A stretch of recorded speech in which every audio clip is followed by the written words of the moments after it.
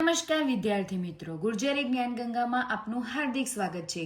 ધોરણ 10 એકમ 4 અલંકાર। કાલે આપણે પાર્ટ 1 જોયો તો એની અંદર અલંકારની બેઝિક માહિતી આપી હતી અને એના પ્રકારો ઉપર ચર્ચા કરી હતી। અલંકાર એટલે કે એનો બેઝિક અર્થ થાય કે આભૂષણ।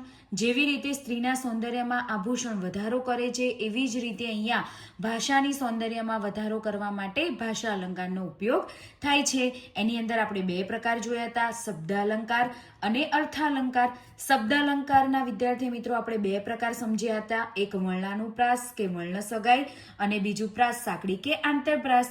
વર્ણાનુપ્રાસ કે વર્ણ સગાઈની અંદર આપણે જોયું હતું કે એકનો એક વર્ણ પંક્તિમાં બે કરતાં વધારે વાર આવે તો વર્ણાનુપ્રાસ કે વર્ણ સગાઈ બને છે।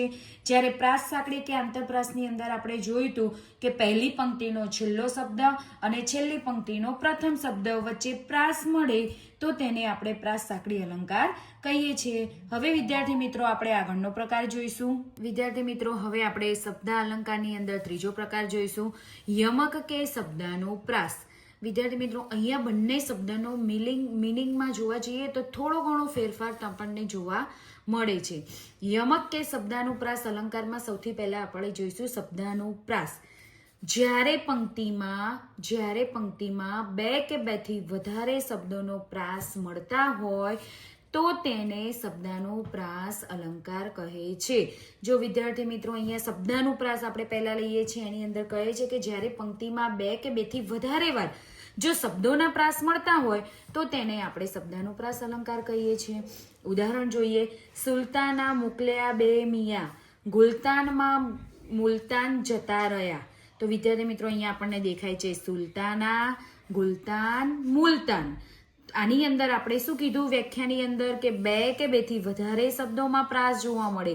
અહીંયા વિદ્યાર્થી મિત્રો આખી પંક્તિની વાત કરવામાં આવી છે કે આખી પંક્તિની અંદર જ્યારે બે કે બેથી વધારે વાર શબ્દોનો પ્રાસ જોવા મળતો હોય તો તેને આપણે શબ્દાનુપ્રાસ અલંકાર કહીશું। એવી રીતે બીજું ઉદાહરણ જોઈએ, કરે ગાન તાન પાન પત્ર હાથ મારે લોલ। જો વિદ્યાર્થી મિત્રો અહીંયા છે ગાન, તાન અને પાન, એટલે કે બે કે બેથી વધુ શબ્દોમાં અહીંયા આપણને પ્રાસ જોવા મળી રહ્યો છે, એટલે કે શબ્દોની વચ્ચે પ્રાસ જોવા મળી રહ્યો છે, જેને આપણે કહીશું શબ્દાનુપ્રાસ। ફરીથી એકવાર, જ્યારે પંક્તિમાં બે કે તેથી વધારે વાર શબ્દોના પ્રાસ મળતા હોય તો તેને આપણે શબ્દાનુપ્રાસ અલંકાર કહીએ છીએ। અહીંયા આપણે જોયું કરે ગાન તાન પાન, સુલતાન, ગુલતાન, મુલતાન, એટલે કે આખી પંક્તિની અંદર બે કે બેથી વધારે વાર જો શબ્દોમાં પ્રાસ જોવા મળતો હોય તો આપણે એને કહીશું શબ્દાનુપ્રાસ અલંકાર। હવે વિદ્યાર્થી મિત્રો તમને એવું થશે યમક અલંકાર એટલે શું? તો એની અંદર બહુ ભેદ નથી, નાનો જ ભેદ છે। યમક એટલે કે જ્યારે એકનો એક શબ્દ બે કે બેથી વધારે વાર આવતો હોય તો તેને યમક કહેવાય। બીજી રીતે આપણે જોઈએ, અહીંયા શું છે કે જ્યારે એકનો એક શબ્દ બે કે બેથી વધારે વાર આવતો હોય પણ બંનેના મિનિંગ અલગ અલગ થતા હોય તો તેને આપણે યમક અલંકાર કહીશું। વિદ્યાર્થી મિત્રો ફરીથી બોલું છું કે જ્યારે એકનો એક શબ્દ બે કે બેથી વધારે વાર આવતો હોય પણ બંનેના અર્થ અલગ અલગ થતા હોય તો આપણે એને યમક અલંકાર કહીશું। આપણે ઉદાહરણ જોઈએ, જવાની તો જવાની છે।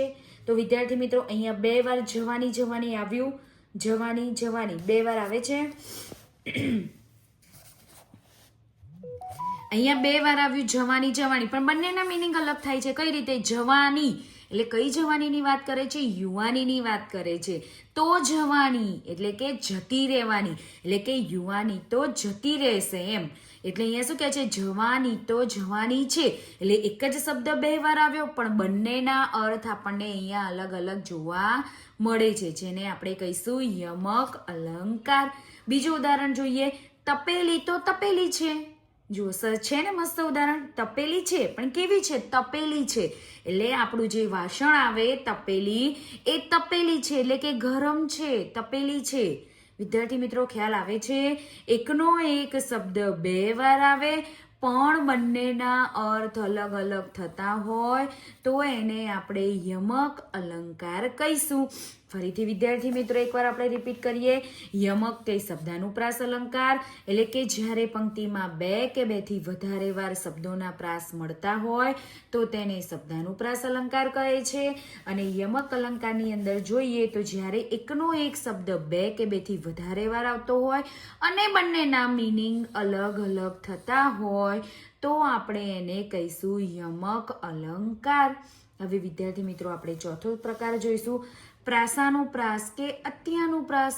આ પણ એકદમ ઇઝી છે વિદ્યાર્થી મિત્રો. જુઓ, જ્યારે પહેલી પંક્તિનો છેલ્લો શબ્દ અને છેલ્લી પંક્તિનો છેલ્લો શબ્દ વચ્ચે પ્રાસ મળે તો તેને પ્રાસાનુપ્રાસ અલંકાર બને છે. વિદ્યાર્થી મિત્રો ફરીથી બોલું છું, ધ્યાન આપજો. જ્યારે પહેલી પંક્તિનો છેલ્લો શબ્દ અને છેલ્લી પંક્તિનો છેલ્લો શબ્દ વચ્ચે પ્રાસ મળે તો તેને પ્રાસાનુપ્રાસ અલંકાર બને છે. એનું પણ આપણે એક ઉદાહરણ જોઈએ. પૂરી એક અંધેરી ગદુ રાજા, ટકે શેર ભાજી ટકે શેર ખાજા. આ ઉદાહરણ છે.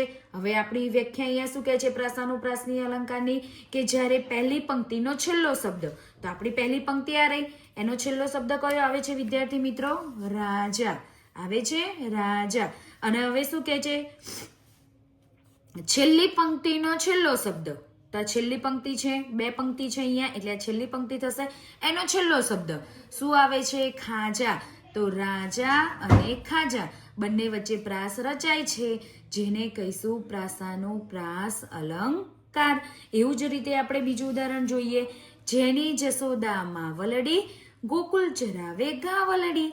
તો અહીંયા શું છે? પહેલી પંક્તિનો છેલ્લો શબ્દ અને છેલ્લી પંક્તિનો છેલ્લો શબ્દ માવલડી અને ગાવલડી બંને વચ્ચે શું રચાય છે? પ્રાસ રચાય છે, જેને કહેવાય પ્રાસાનુપ્રાસ કે અત્યાનુપ્રાસ અલંકાર. વિદ્યાર્થી મિત્રો અહીંયા શબ્દ અલંકારના પ્રકાર પૂરા થાય છે. જો તમને આની અંદર કોઈ કન્ફ્યુઝન હોય તો તમે મને કમેન્ટ બોક્સમાં જરૂર જણાવી શકો છો. હવે આપણે શબ્દાનુપ્રાસ અલંકારના ચારે ચાર પ્રકારને એકવાર શોર્ટમાં સમજી લઈશું. કે શબ્દ અલંકાર છે એની અંદર સૌથી પહેલો પ્રકાર આવશે વર્ણાનુપ્રાસ કે વર્ણ સગાઈ. કોને કહેવાય? કે વર્ણ એટલે કે એક અક્ષર, એટલે કે જ્યારે એકનો એક વર્ણ પંક્તિમાં બે કરતા વધારે વાર આવે તો વર્ણાનુપ્રાસ અલંકાર બને છે. એના ઉદાહરણ પણ આપણે વિડીયોમાં આપેલા છે વિદ્યાર્થી મિત્રો, તમે જોઈ શકો છો. હવે બીજું કહે છે કે પ્રાસ સાંકળી કે આંતરપ્રાસ. એની અંદર કહેવામાં આવે કે જ્યારે પહેલી પંક્તિનો છેલ્લો શબ્દ અને છેલ્લી પંક્તિનો પ્રથમ શબ્દ વચ્ચે પ્રાસ મળે તો તેને આપણે પ્રાસ સાંકળી અલંકાર બને છે. તો એકદમ ઇઝી છે. વર્ણાનુપ્રાસની અંદર શબ્દો વર્ણ જોવાના છે. બે કે બેથી વધારે વાર જો એકને એક વર્ણનું રિપીટ થતું હોય તો આપણે વર્ણાનુપ્રાસ કહીશું. પ્રાસ સાંકળી અલંકારની અંદર પહેલી પંક્તિનો છેલ્લો શબ્દ, બીજી પંક્તિનો પહેલો શબ્દ, જો એ બંને વચ્ચે સાંકળ રચાતી હોય, પ્રાસ રચાતો હોય તો એને પ્રાસ સાંકળી અલંકાર કહીશું.